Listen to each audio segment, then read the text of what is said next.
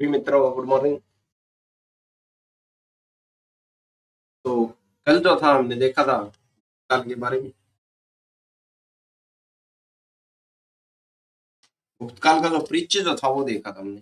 भूतकाल का परिचय। तो आज उसी को आगे बढ़ाते हुए चलते हैं। भूतकाल के इतिहास के बारे में जानकारी हमको कहाँ से मिलती है, ठीक है, कौन कौन सी पुस्तक थी। तो गुप्तकाल के बारे में जो जानकारी है, यानी गुप्तकाल का इतिहास के बारे में हम देखेंगे। इतिहास के स्रोत।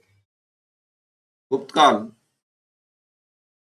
का इतिहास जानने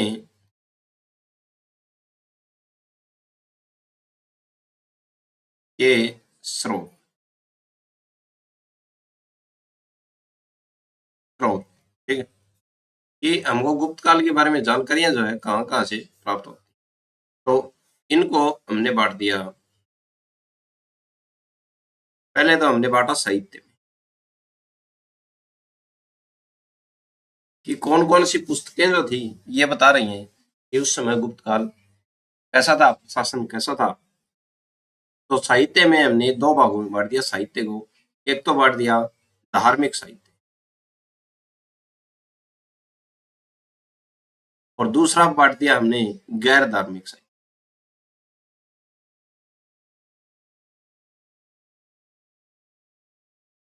ठीक है। कि जो साहित्य जो है इसको दो भागों में बांट दिया, एक तो धार्मिक साहित्य और एक गैर धार्मिक साहित्य, जो हमको किसके बारे में बताते हैं, गुप्त काल के बारे में कि उस समय कैसा प्रशासन था, कैसा उस समय कौन राजा था। ठीक है। और एक बांटते हैं पूरा तात्विक स्रोत। स्रोत, ठीक है। यानी कि उस समय हमको वहां से, यानी कि गुप्त काल के बारे में जो हमको वस्तु मिली, जैसी कोई अभिलेख मिला है, कोई सिक्के मिले हैं, ठीक है, जो हमको किसकी जानकारी देते हैं, गुप्त काल की जानकारी देते हैं। ये हमने एक बांट दिया पुरातात्विक स्रोत। और तीसरा जो है वो हमने बांट दिया विदेशी विवरण।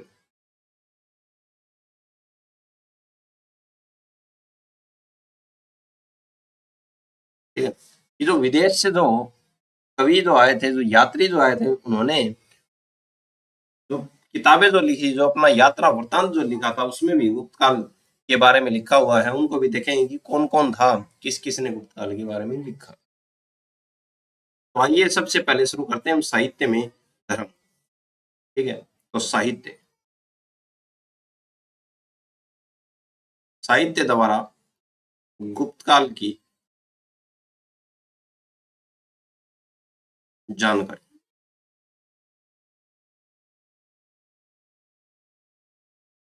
साहित्य में हम देखते हैं सबसे पहले धार्मिक साहित्य। धार्मिक पुस्तकें कौन सी थी जो गुप्त काल के बारे में हमको बताते हैं। तो पहली जो थी, ठीक है, सबसे पहले पुराणों की बात करते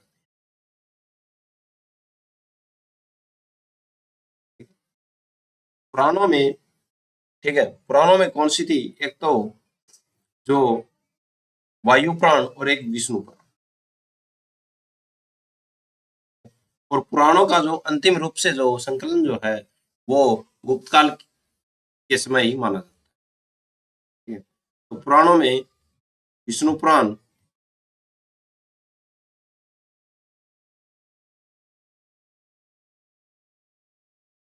वह वायु पुराण।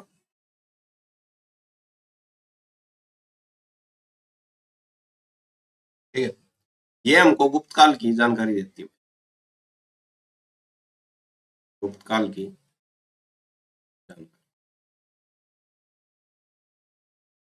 जानकारी मिलती है भाई वायु पुराण और वायु पुराण और विष्णु विष्णु पुराण। दो और हैं, कौन कौन सी, एक तो हम महाभारत और एक है रामायण। ठीक है। रामायण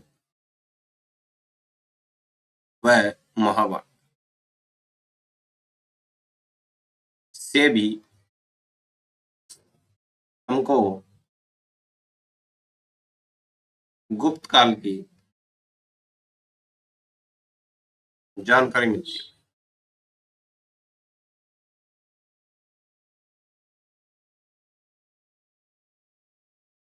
ठीक है, तो साहित्य में हम सबसे पहले यानी कि साहित्य की बात करेंगे, कौन सा साहित्य जो लिखित है वो जो बात है वो ये 100% सत्य ही मानी जाती है। तो जो साहित्य में हमने देखा सबसे पहले धार्मिक में हमने वायु पुराण देखा और विष्णु पुराण देखा। ये जो है दोनों की दोनों, और रामायण और महाभारत ये भी हमको गुप्त काल के बारे में जानकारी देती है।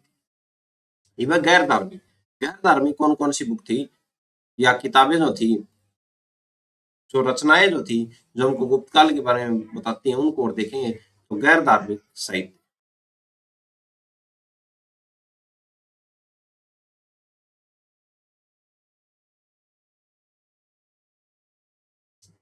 ठीक है, गैर धार्मिक साहित्य में आ जाता कालिदास की पुस्तक।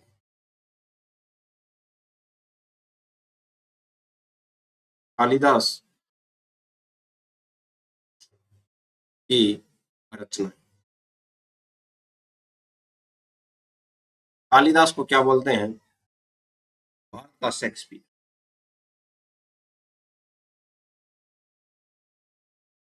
Shakespeare of India.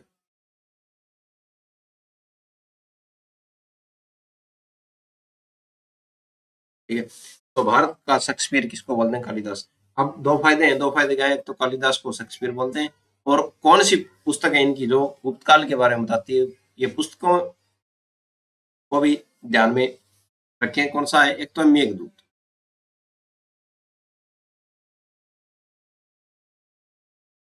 एक है अभिज्ञान शाकुंतलम।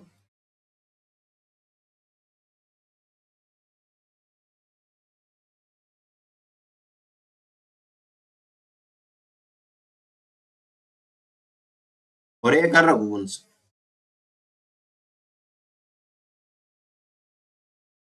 ठीक है, और एक है ऋतु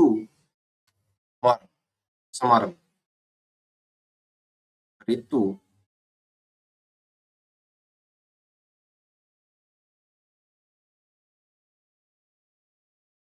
समारंभ। ठीक है, तो ये पूछ ले कि कालिदास की कौन कौन सी पुस्तकें हैं, यानी कि चार पुस्तकें दे दे, इनमें से कालिदास की पुस्तकें नहीं है। मेघदूत दे दे, अभिज्ञान शाकुंतलम दे दे, और हरश्चरित्र दे दे, और रघुवंशम दे दे, तो सीधी बात है हरश्चरित्र नहीं होगी। ठीक है, ये पूछ ले कि रघुवंशम किसकी पुस्तक है, या ये पूछ ले अभिज्ञान शाकुंतलम किसकी पुस्तक है, या मेघदूत या ऋतु समारंभ में किसकी पुस्तक है, तो इन चारों की चारों कालिदास की है। इनमें से पूछा जाता है कई बार पुस्तकों के बारे में। और ये चारों की चारों पुस्तकें जो हैं किसके बारे में बताती हैं? हमको गुप्तकाल के बारे में जानकारियां देती हैं। ठीक है, अगला कवि कौन सा है? अगला विशाख दत्त। कई बार फेमस किताब है इनकी कि विशाख दत्त की रचना का क्या नाम है? विशाख दत्त। ठीक है, तो इनकी जो रचना जो थी वो थी मुद्रा राक्षस।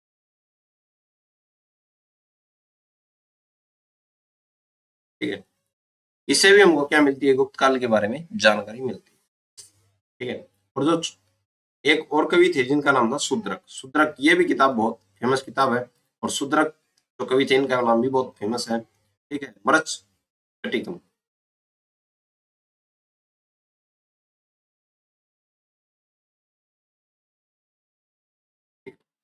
तो ये जो बुक जो थी, धार्मिक और गैर धार्मिक जो किताबें जो थी, इनसे हमको क्या मिलती है? अभी जो साहित्य, जो गुप्त काल के की जानकारी मिलती है इन बुकों से, इन किताबों से। और कई बार प्रश्न सीधा ही पूछ लिया जाता है कि विशाख दत्त की पुस्तक का क्या नाम है, शूद्रक की पुस्तक का क्या नाम है, या ऐसे पूछ लिया जाता है मुद्रा राक्षस किसने लिखी, या ऐसे पूछ लिया जाता है विज्ञान शाकुंतलम किसने लिखी, या ऐसे पूछ लिया जाता है कि मेघदूत किसने लिखी। ठीक है, तो ये उस समय की किताबें जो थी ये बता रही हैं कि गुप्त काल के बारे में जानकारियां दे रही है। ठीक है, आगे देखते हैं। हमने देख लिया भाई साहित्य, अब बात है पुरातात्विक। पुरातात्विक स्रोत। स्रोत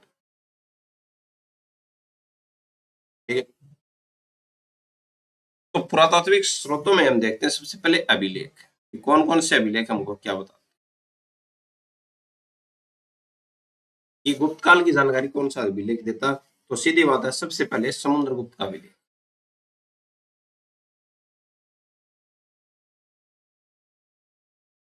समुद्रगुप्त का अभिलेख, समुद्रगुप्त का प्रयाग अभिलेख,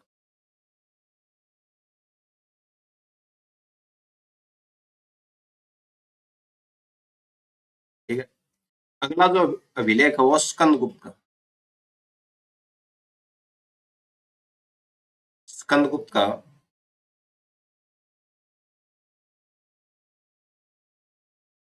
वित्तीय अभिलेख,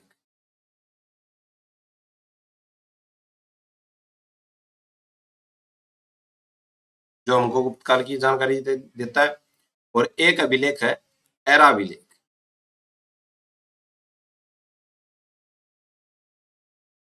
यह भी हमको गुप्त काल की जानकारी देता है। और फिर मिले हैं क्या, सिक्के और कुछ मोहर, जो हमको गुप्त काल की जानकारियां देती है। तो ये देख लिया हमें पुरातात्विक। अब विदेशी विवरण कि विदेशी यात्री कौन कौन से थे जिन्होंने गुप्त काल के बारे में लिखा है, विदेशी विवरण। तो विदेशी विवरणों में कौन था, एक तो था फाइयन, चीनी यात्री फाइयन,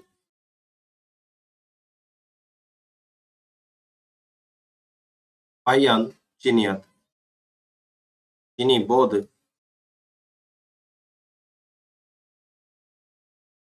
भिक्षु,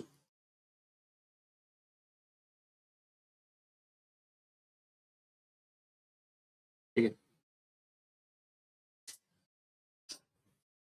एक तो चीनी फाइयन बौद्ध भिक्षु था, इनकी जो इनका जो यात्रा वृत्तांत है उसमें इन्होंने क्या लिखा था, इन्होंने गुप्त काल के बारे में लिखा था।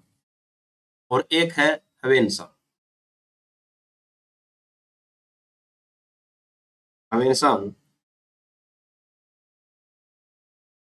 ठीक है, जो भारत आया था, राजकुमारों का राजकुमार, हर्षवर्धन के काल में आया था, ठीक है। इन्होंने गुप्त काल के बारे में लिखा, दोनों ने,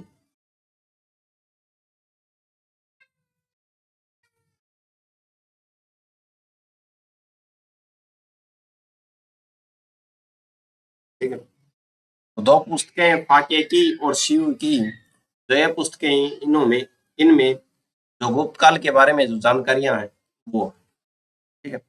एक नोट लगा के लिखना,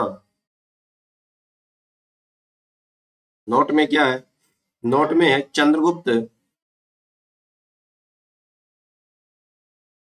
द्वितीय यानी कि सेकंड का महरौली, महरौली है दिल्ली में, महरौली स्तंभ,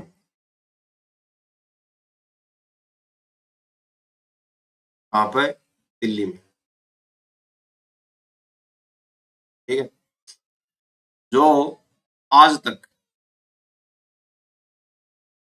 जो आज तक जंग रहित,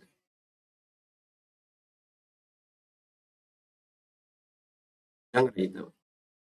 तो ये जो महरौली में जो स्तंभ जो है, जो जंग रहित है, चंद्रगुप्त द्वितीय द्वारा बनवाया गया है। उस समय कोई ऐसी पद्धति होगी लोहे की, या कुछ लोहे में कुछ ऐसी मात्रा मिलाई जाती होगी जिससे आज तक उसमें जंग नहीं लगी। तो ये भी हमको किसकी जानकारी देता है, ये भी हमको गुप्त काल के बारे में जानकारी देता है, ठीक है। अब हम बात करते हैं सबसे प्रथम जो चंद्रगुप्त फर्स्ट जो था उसके बारे में। चंद्रगुप्त, तो ये हमने देख लिए इनका जो इतिहास की जानकारी कहाँ से मिलती है, एक तो साहित्य से, धार्मिक और गैर धार्मिक, पुरातात्विक स्रोत और विदेशी विवरण। विदेशी विवरण में फाइयन और हेवेनसांग, फाकेकी और सीयू की ये जो पुस्तक है इनमें इनका गुप्त काल के बारे में लिखा हुआ है। धार्मिक साहित्य के बारे में देखें तो इसमें विष्णु पुराण, वायु पुराण और रामायण और महाभारत। फिर गैर धार्मिक में बात करें हम, कालिदास की रचनाएं मेघदूत, अभिज्ञान शाकुंतलम, रघुवंशम और विशाखदत्त की जो मुद्राएं, मुद्रा राक्षस व शूद्रक की मृच्छकटी, ठीक है, इनके बारे में हमको जानकारियां मिलती है, ठीक है। फिर महरौली का जो स्तंभ जो है चंद्रगुप्त द्वितीय द्वारा बनवाया गया है, जो आज तक जंग रही थी, ये भी हमको उस समय की जो गुप्त काल के बारे में हमको जानकारी देता है। ठीक है। फिर चंद्रगुप्त द्वितीय का जो अभिलेख पुरातात्विक स्रोतों में, जो चंद्रगुप्त द्वितीय का प्रयाग अभिलेख है वो भी हमको गुप्त काल की जानकारी देता है। फिर स्कंदगुप्त का जो भित्रीय अभिलेख है वो भी हमको क्या देता है, गुप्त काल के बारे में जानकारी देता है। अब बात करते हैं हम चंद्रगुप्त द्वितीय, चंद्रगुप्त फर्स्ट और ये चंद्रगुप्त फर्स्ट की उपलब्धियां कि उन्होंने क्या क्या काम किया, कहाँ कहाँ पे युद्ध जीता, किसके साथ वैवाहिक संबंध किए, कितना इनका राज रहा। चंद्रगुप्त फर्स्ट की उपलब्धियां।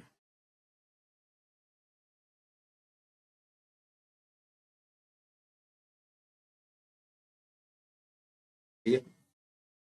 इनके राज्य की बात करें 319 ईस्वी से 335 ईस्वी तक। ठीक है। तो 319 ईस्वी से इनका राज शुरू हुआ था और 335 ईस्वी तक रहा था। और 319 ईस्वी में जब ये राजा बने तो इनके राज्य अभिषेक में, यानी कि राज्य अभिषेक तब हुआ तो क्या हुआ कि इन्होंने क्या किया था, गुप्त संवत जो है वो शुरू किया। जैसे शक संवत है, कैलेंडर जो है, और शक संवत है, विक्रम संवत है, वैसे ही इन्होंने क्या किया था, गुप्त संवत शुरू किया था, जो इनके राज्य अभिषेक का क्या है, प्रतीक है। ठीक है। और जो लिच्छवी जो थे उस समय, जो लिच्छवियों का राज था, तो लिच्छवियों के साथ इन्होंने क्या किए थे, वैवाहिक संबंध स्थापित किए। तो आइए लिखते हैं, इन्होंने, और ये स्वतंत्र और वास्तविक जो क्या क्या थे, शक्तिशाली शासक थे। ठीक है। इन्होंने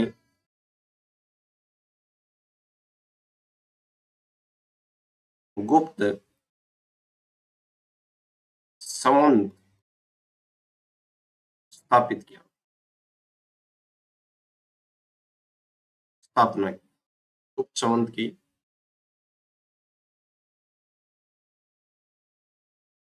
इन्होंने गुप्त संबंध की स्थापना की।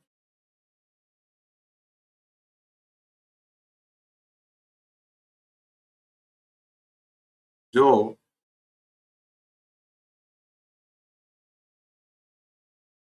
319 ईस्वी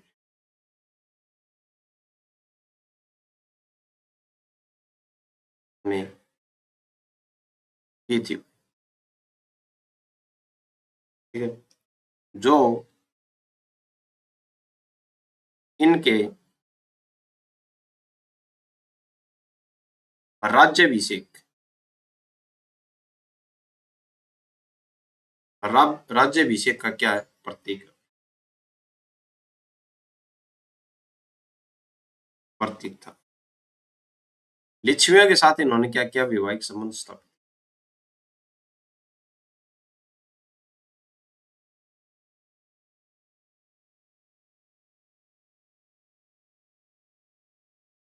लिच्छवियों के साथ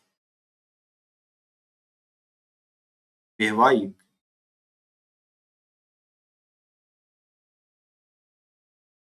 संबंध स्थापित किया, स्थापित।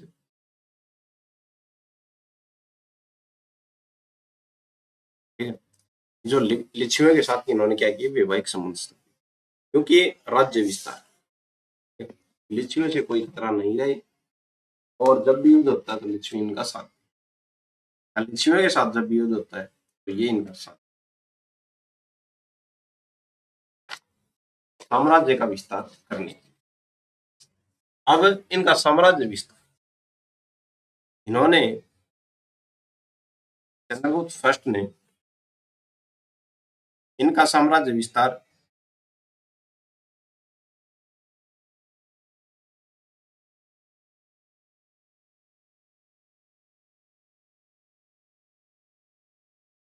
इनका साम्राज्य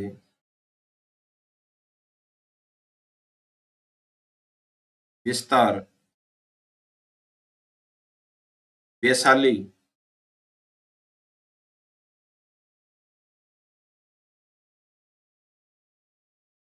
राज्य जीत लिया था भाई।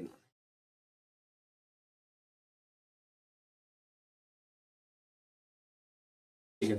तो साम्राज्य विस्तार की बात करते हैं तो इन्होंने क्या कर लिया था, वैशाली जो राज्य है वो जीत लिया था और इनका साम्राज्य तथा इनका साम्राज्य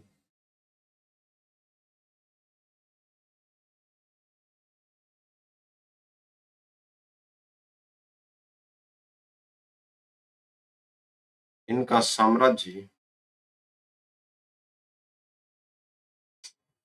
पश्चिम में मालवा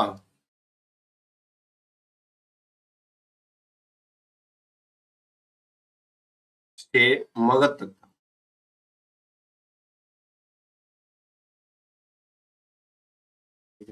तो चंद्रगुप्त जो फर्स्ट जो थे, इन्होंने गुप्त संवत चलाया और लिच्छवियों के साथ वैवाहिक संबंध किए, वैशाली को जीता और मालवा से लेके मगध तक इनका क्या था, राज्य था, राज्य। ठीक है। इनकी अन्य उपलब्धियां क्या थी, ये इनकी प्रमुख उपलब्धियां थी, अन्य उपलब्धियां। और सबसे गुप्त काल के यानी कि स्वतंत्र और शक्तिशाली क्या थे, गुप्त काल के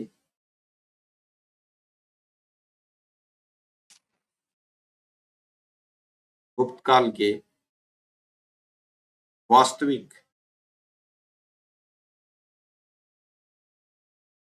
स्वतंत्र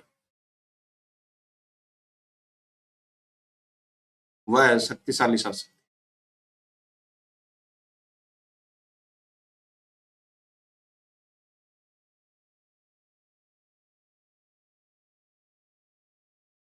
ठीक है।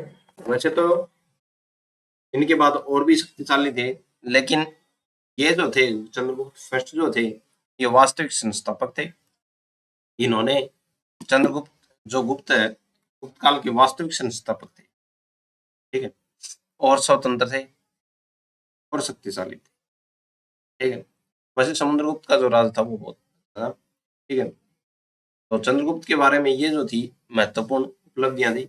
अब देखते हैं अन्य उपलब्धियां, कि अन्य और क्या क्या उपलब्धियां थी।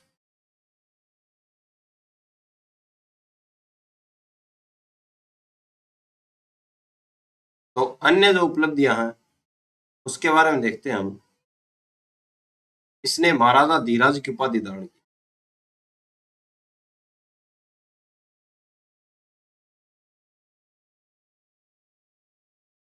इन्होंने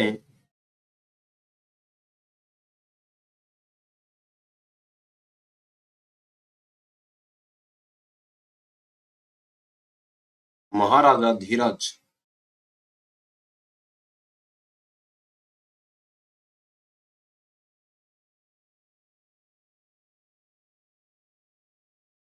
महाराजा धीरज की उपाधि धारण की। ठीक है। और एक कार्य इन्होंने और किया था, कौन सा, कि जो समुद्रगुप्त जो थे, इन्होंने कुशल व योग्य व्यक्ति समुद्रगुप्त को क्या बना दिया, शासक नियुक्त किया। इसने चंद्रगुप्त। यह भी इनकी एक क्या है, उपलब्धि। ये तो अयोग्य शासक को कहीं देखे जाता तो राज जो है ज्यादा नहीं चल। इन्होंने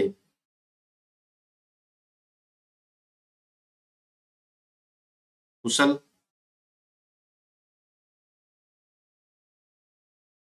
व योग्य व्यक्ति समुद्रगुप्त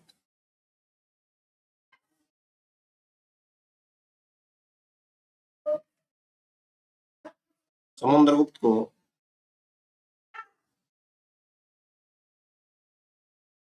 शासन नियुक्त किया।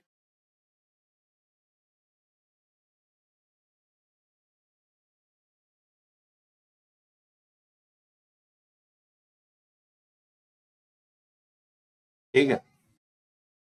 तो ये जो इन्होंने कार्य किए, ये इनकी अन्य उपलब्धि।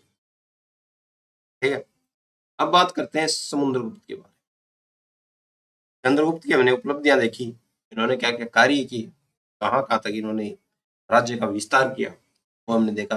अब बात करते हैं हम समुद्रगुप्त। तो समुद्रगुप्त।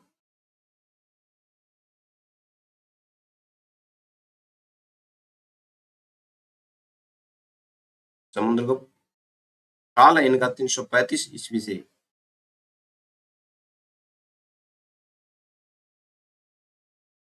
335 ईस्वी से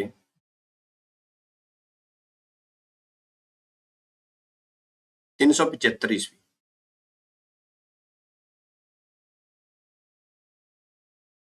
ठीक है।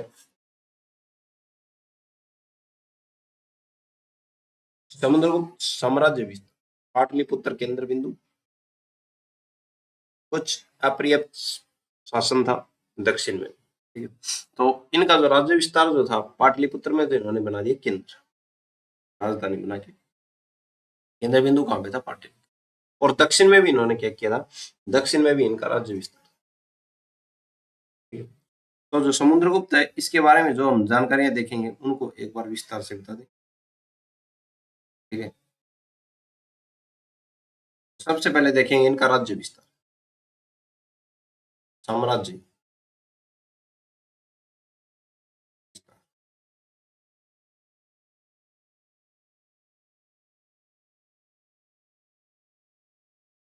फिर देखेंगे इनकी सैन्य उपलब्धि।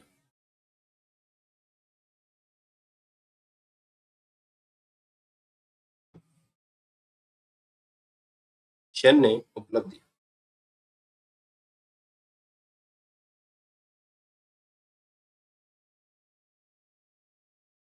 ठीक है। सैन्य जो उपलब्धियां जो है, उसमें देखेंगे हम उत्तरी अभियान, यानी कि जो उत्तर की तरफ इन्होंने अभियान चलाए थे। फिर देखेंगे हम दक्षिणापथ, कि दक्षिण में इन्होंने कौन कौन से राज्य जीते, कहां तक इन्होंने अभियान चलाए। दक्षिणापथ अभियान। फिर देखेंगे हम सीमावर्ती अभियान।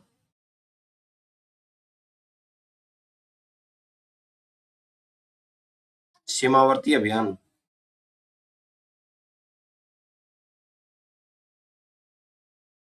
ठीक है। और फिर देखेंगे हम विदेशी जो शासक जो थे, विदेशी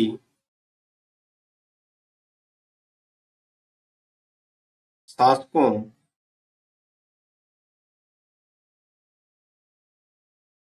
राज्यों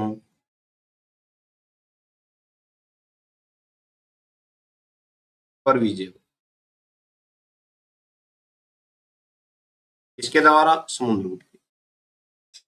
ठीक है। फिर देखेंगे इनकी सांस्कृतिक उपलब्धि, कि संस्कृति के लिए इन्होंने क्या किया। सांस्कृतिक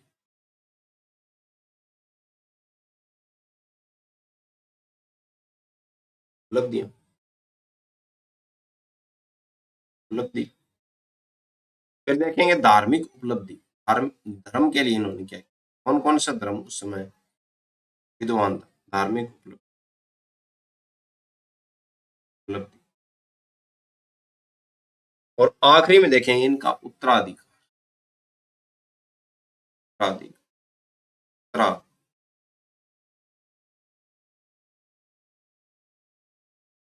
तो इनके बारे में हम देखने वाले हैं, समुद्रगुप्त के बारे में, कि पहले तो इनका साम्राज्य विस्तार, फिर सैन्य उपलब्धियां, कहाँ कहाँ पर इन्होंने अपने राज्य का विस्तार किया, कहाँ कहाँ पे इन्होंने जीत हासिल की। फिर सांस्कृतिक उपलब्धियां, संस्कृति के लिए इन्होंने क्या किया, धार्मिक धर्म के लिए इन्होंने क्या किया, उत्तराधिकार के बारे में इनकी जानकारी और देखें।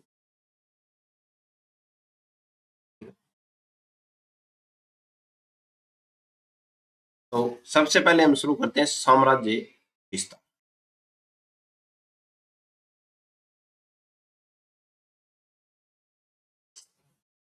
ये साम्राज्य विस्तार नंबर एक, साम्राज्य।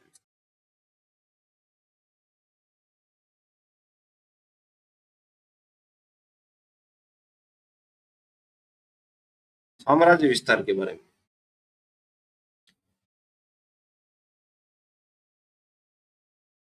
ये अपनी सैन्य कुशलता से एक साम्राज्य की स्थापना की थी इन्होंने। इनकी जो सेना जो थी में ये कुशल थे। ठीक है।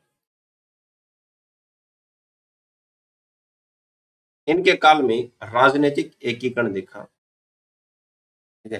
राजनीतिक एकीकरण देखा जाता है किसके काल में? समुद्र। ठीक है। एकीकरण था तभी इन्होंने क्या किया, बहुत से राज्य विजय किए। इनका साम्राज्य उत्तर में कश्मीर से लेकर दक्षिण में विंध्याचल पर्वत तक था। प्रत्येक शासन प्रत्येक शासन था भाई यहाँ तक तो इनका। ठीक है। कहाँ से लेके कश्मीर में, कश्मीर से लेकर कहाँ तक? विंध्याचल जो पर्वत है, विंध्याचल, वहां तक इनका प्रत्येक शासन। पूर्व में बंगाल की खाड़ी से पश्चिम में मालवा तक इनका क्या था? राज्य था। जबकि अप्रत्यक्ष, यानी कि जहां पर ये खुद शासन नहीं करते थे, वहां के राजा करते थे, वहां से क्या ले लेते, कर लेते थे, उसको क्या बोलते हैं? अप्रत्यक्ष। ठीक है। जबकि अप्रत्यक्ष शासन दक्षिण में सुदूर तक फैला हुआ था भाई, यानी कि पूरा दक्षिण जो था वो भी इन्होंने जीत लिया। तो आइए ये लिखते हैं।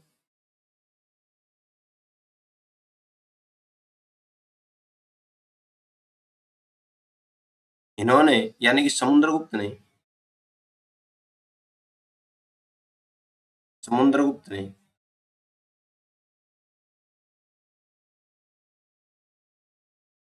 समुद्रगुप्त ने सैन्य कुशलता, सैन्य कुशलता से एक साम्राज्य स्थापित कर लिया।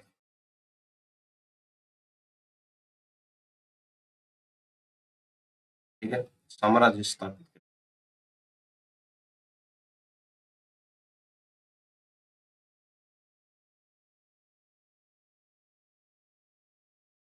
ठीक है। इनके काल में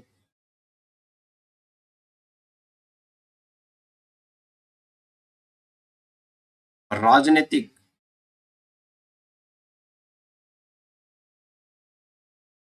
एकीकरण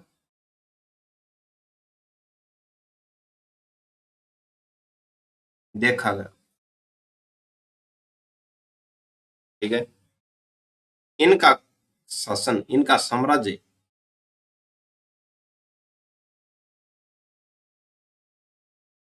इनका साम्राज्य उत्तर में कश्मीर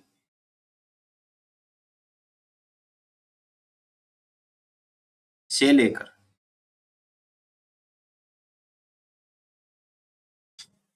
उत्तर में कश्मीर से लेकर दक्षिण में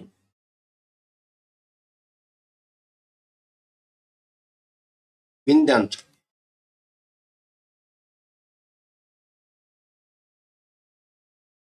पर्वत, पर्वत वह पर्वत वह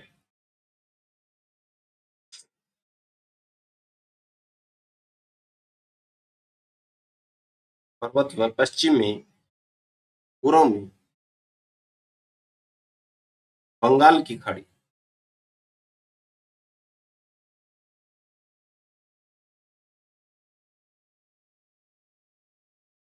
बंगाल की खाड़ी से पश्चिम में मालवा,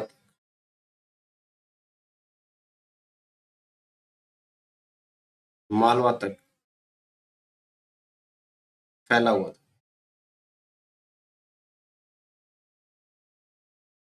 जहां पर ये, यानी कि समुद्रगुप्त प्रत्यक्ष शासन करते थे। ठीक है। यानी कि प्रत्यक्ष शासन का मतलब जो था, यहाँ पे केंद्र बिंदु इन्होंने क्या बना दिया था? पाटलिपुत्र बना दिया। ठीक है। और पाटलिपुत्र जो है केंद्र बनाने के बाद जो इन्होंने क्या किया, कि मालवा से लेकर और कहाँ तक है, पश्चिम में मालवा से लेकर पूर्व बंगाल की खाड़ी तक इनका राज्य, और कश्मीर से लेकर विंध्याचल जो पर्वत है वहां तक इनका राज्य था। और जो पाटलिपुत्र केंद्र था वहां से ये राज चलाते थे, तो इसको बोलते हैं प्रत्यक्ष राज। कि राज की जो बागडोर है वो किसके हाथ में थी, समुद्रगुप्त के हाथ में। फिर जो दक्षिण वाला जो एरिया था, दक्षिण वाला एरिया इन्होंने जीत के वहां के वहां के जो लोकल जो राजा थे उनको ही राज दे दिया, और उनसे क्या लेने लगे, कुछ कीमती वस्तु या कुछ कर लेने लगे। ठीक है ना, कीमती वस्तु में जैसे कई चीजें आ जाती हैं, वैसे वहां से ये पैसे भी लेते थे कर के रूप में। ठीक है ना, तो वहां पर इनका शासन, इनका जो राज कैसा था, अप्रत्यक्ष। ठीक है, तो सुदूर दक्षिण में, जबकि जबकि अप्रत्यक्ष शासन दक्षिण में सुदूर तक था। ये जो बाकी जो दक्षिण बच गया वहां तक इनका क्या था, अप्रत्यक्ष कई जगह। ठीक है, अब हम इनकी बात करेंगे। ये देख लिया हमने साम्राज्य विस्तार। ठीक है, और क्या था, समुद्रगुप्त ने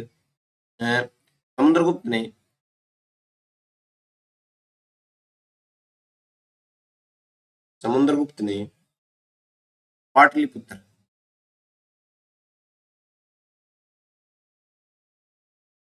पाटलिपुत्र को क्या बनाया, केंद्र बिंदु बनाया।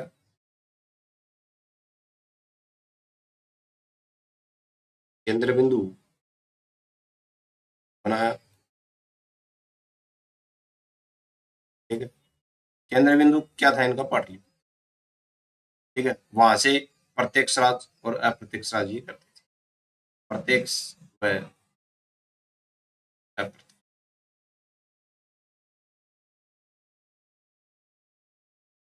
राज करते थे। ठीक है, तो ये हमने देखा समुद्रगुप्त का जो राज्य विस्तार था उसके। ठीक है, कल जो है, कल देखेंगे हम इनके जो सैन्य उपलब्धियां थी कि कहाँ पर कौन कौन सा क्षेत्र इन्होंने जीता। ठीक है, उसके बारे में देखेंगे, तो कल देखेंगे हम सैन्य उपलब्धियां। तो आज के लिए इतना ही। धन्यवाद। आशा करते हैं आपको अच्छा लगा होगा, समझ में आया।